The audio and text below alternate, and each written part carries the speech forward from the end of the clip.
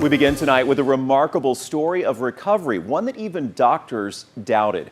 4 months after 16-year-old PNG sophomore Noah Jackson suffered a traumatic head injury during a JV game, he has battled back. Noah spent 40 days in the hospital. For a while, doctors weren't even sure that he'd survive. That's right, and now they call him a walking miracle. 12 News reporter Cameron Seibert sat down with Noah this week, and he's live in Port Neches with why this injury changed Noah forever. Yeah, that's right, guys. I actually got to sit in on one of Noah's physical therapy sessions earlier in the week and can tell you he is working hard to get back. He actually says this unexpected injury has changed his life in some ways for the better. 6. At South County Physical Therapy in Port Arthur. 8. There you go. Good deal.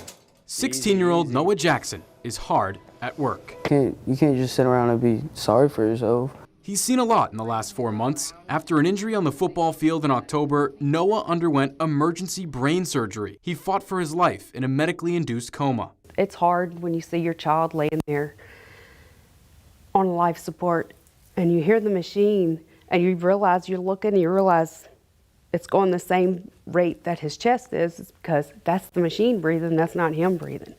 You know, and it's hard to see that. Eventually, Noah was able to get off the ventilator. And now 4 months later, doctors are amazed with his progress. So that's miraculous.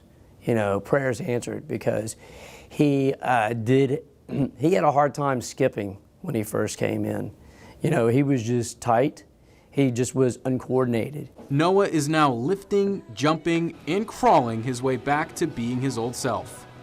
But he'll tell you he's not his old self. It's changed my life in every single aspect possible, really. Not just physically, but emotionally. I love people more. I care for people. I feel for people. I feel people's pain. And there may not be anyone Noah loves and cares about more than the person who has been there for him every step of the way. It makes me appreciate everything she does for me so much more. I really don't know what to say. The only thing I can really tell you is how grateful I am. That's all I can really do. And although it's Noah who's relearning the basics, this 16-year-old is the one we should all take a lesson from. You gotta live life every day because you never know when it could be your last. You gotta show everybody love. You got to. You need to make sure you tell that person you love them because that might be the last time you see them.